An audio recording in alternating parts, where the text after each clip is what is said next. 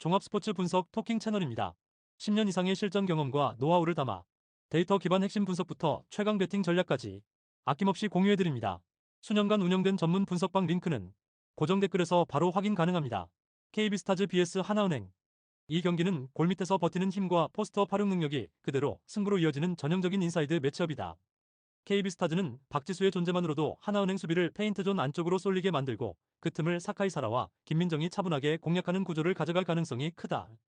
클러치 타이밍에는 박지수가 로우 포스트에서 원온원 포스트업을 통해 상대 빅맨을 깊은 위치로 밀어넣고 도움 수비가 붙는 순간 코너와 45도 외곽으로 볼을 정확히 빼주는 장면이 반복될 것이다. 이 과정에서 하나은행 프론트코트는 박지수의 높은 타점과 피지컬을 페인트존 안쪽에서 끝까지 통제하기 어려워 파울 관리와 로테이션 모드에서 부담이 커질 수밖에 없다. 사카이사라는 하이 픽앤롤로 미스매치를 유도한 뒤 박지수에게 롤 패스를 공급하거나 김민정에게 스파섭 찬스를 만들어주면서 하나은행의 볼 스크린 수비를 끊임없이 시험할 것이다.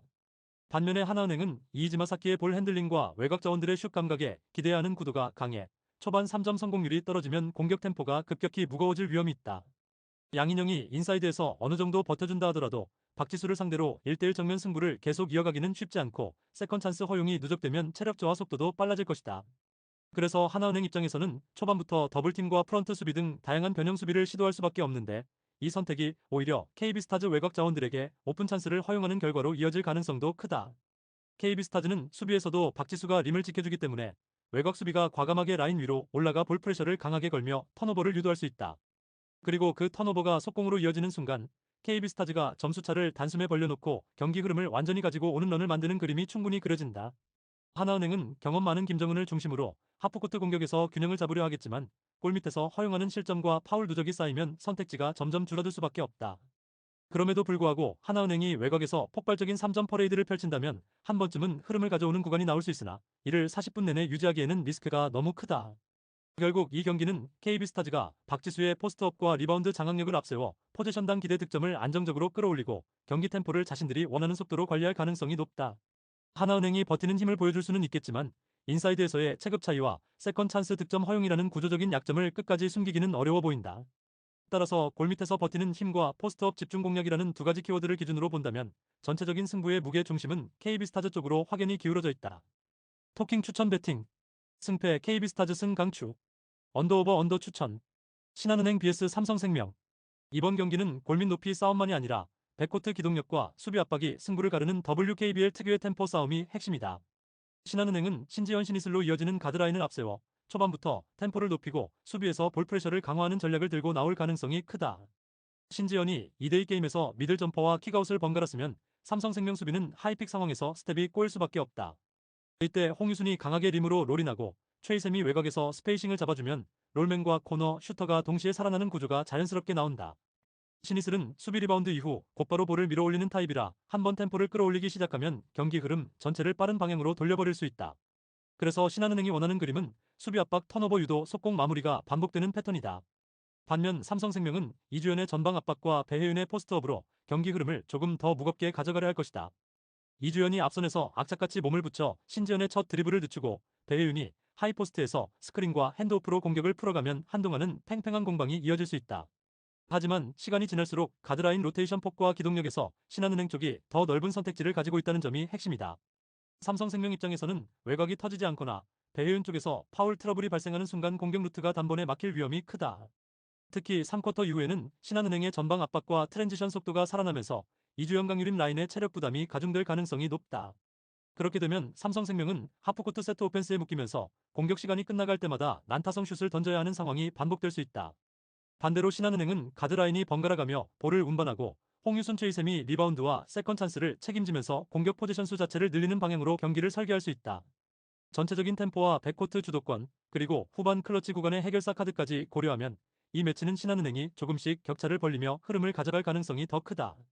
득점 자체는 두 팀 모두 백코트가 공격적인 성향이라 어느 정도 득점 페이스가 유지될 것이고 수비가 늘어지는 순간 오픈 찬스가 연달아 나올 수 있어 오버 흐름도 충분히 열려있는 매치업이다. 토킹 추천 배팅 승패 신한은행 승 강추 언더오버 오버 추천 KB손해보험 vs 현대캐피탈. 이 경기는 더블 에이스 야쿠 비에나를 앞세워 공격 밸런스를 유지하는 KB손해보험과 허수봉 네이바의 개인 화력에 기대 흐름을 가져오려는 현대캐피탈의 구조적 차이가 정면으로 부딪히는 승부다. KB손해보험은 초반부터 야쿠브를 통한 하이볼과 비에나 쪽 빠른 볼을 섞었으면서 상대 블로커를 좌우로 넓게 벌려놓는 패턴을 가져갈 가능성이 크다. 야쿠브와 비에나가 동시에 상대 블로커를 끌어당기면 반대편에서 세컨드 공격 루트가 동시에 열리고, 이 구조가 흐름이 한쪽으로 몰리지 않게 하면서 전체 공격 밸런스를 완성시키는 그림이 자연스럽게 나온다. 황태기는 이 상황에서 중앙의 차영석까지 속공으로 활용하며 한 세트 안에서도 높고 빠른 볼 비율을 유연하게 조절할 수 있기 때문에 현대캐피탈 블로킹이 특정 패턴에 적응할 시간을 충분히 주지 않을 것이다.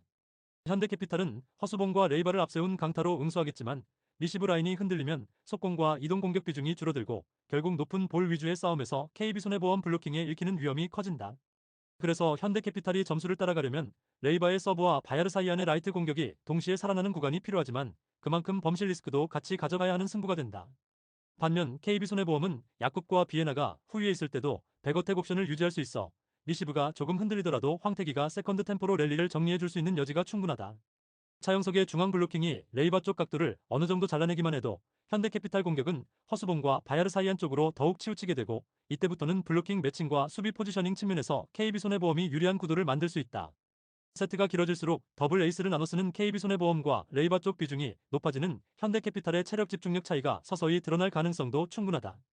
특히 3세트 이후 클러치 상황에서는 서브 타깃과 블로킹 포지션을 세밀하게 조정할 수 있는 팀이 유리한데, 야쿠비에나 조합을 갖춘 KB손해보험 쪽이 세컨드 루트 선택지가 더 많다는 점이 중요하게 작용할 것이다.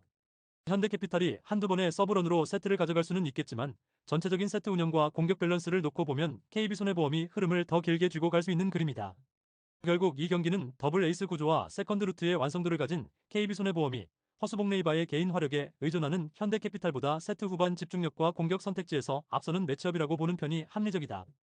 토킹 추천 배팅. 승패 KB손해보험 승강추. 언더오버 오버 추천. 현대건설 vs 흥국생명. 이 경기는 현대건설의 패턴 배구와 흥국생명의 리시브 라인이 정면으로 부딪히는 매치업이다. 현대건설은 초반부터 서브 타깃을 흥국생명의 취약 지점으로 몰아가며 리시브 라인을 흔든 뒤 템포 배분으로 경기 흐름을 가져오려 할 것이다. 카리는 사이드에서 하이볼과 빠른 볼을 모두 처리할 수 있고, 김희진은 라이트 방향에서 백어택과 오픈을 번갈아 가져가며 블록 높이를 분산시키는 역할을 한다. 그래서 카리와 김희진으로 이루어지는 현대건설의 약속된 패턴 플레이는 세터와의 합이 맞는 순간 흥국생명 블로킹과 수비 라인을 동시에 흔드는 결정적인 무기가 된다. 양효진이 중앙에서 속공과 박스 블로킹을 안정적으로 수행하면 흥국생명은 레베카 쪽으로 공격을 몰아줄 수밖에 없고, 이는 곧 패턴 예측 가능성으로 이어진다. 반면에 흥국생명은 초반 강한 서브로 현대건설 리시브를 흔들어야만 승부의 균형을 맞출 수 있다. 레베카와 김다은이 서브라인에서 적극적으로 라인샷과 딥서브를 시도하면 잠깐이나마 현대건설 세터의 선택지를 줄일 수 있다. 하지만 리시브가 한번 무너지기 시작하면 흥국생명 세터는 김수지 중앙 활용보다는 바깥쪽 하이볼 위주로 전개할 수밖에 없고, 이는 현대건설 블로킹에게 오히려 편한 그림이다. 현대건설은 이 지점을 놓치지 않고 서브로 다시 흥국생명 리시브 라인을 찌른 뒤 양효진과 김희진 블로킹으로 높이를 세워 세트 중반 이후 흐름을 잡을 공산이 크다. 이예림이 후위에서 리시브와 디그를 안정적으로 버텨주면 세터는 카리 양효진 김희진 순으로 템포를 분산시켜 상대 블록을 계속 늦게 만들 수 있다. 흥국생명이 버틸 수 있는 시나리오는 레베카의 개인 능력이 극대화되고 김다은이 리시브와 공격에서 동시 폭발을 보여주는 경우뿐이다. 그럼에도 불구하고 세트 후반으로 갈수록 리시브와 수비 커버에서의 집중력 차이가 드러날 가능성이 높고, 이는 랠리마다 세컨 찬스 득점을 허용하는 방향으로 이어질 수 있다. 현대건설은 범실 관리와 패턴 선택에서 상대적으로 안정적인 팀이기 때문에 초반 균형이 맞춰진 상황에서도 세트 막판 한두 포인트를 더 가져올 확률이 높다. 결국 세터의 패턴 선택폭, 리시브 라인의 안정성, 블로킹 조직력까지 종합해보면 현대건설이 유리한 구도를 선점할 가능성이 크다. 이 경기는 현대건설이 카리와 김희진을 앞세운 약속된 패턴 플레이를 바탕으로 세트 운영 전반을 주도하는 그림에 가깝다. 토킹 추천 배팅. 승패 현대건설 승 강추. 언더오버 오버 추천. 구독, 좋아요, 알림 설정. 토킹 가족방에서 더 많은 혜택을 만나보세요. 가족방은 고정 댓글의 링크를 통해 문의하세요. 감사합니다.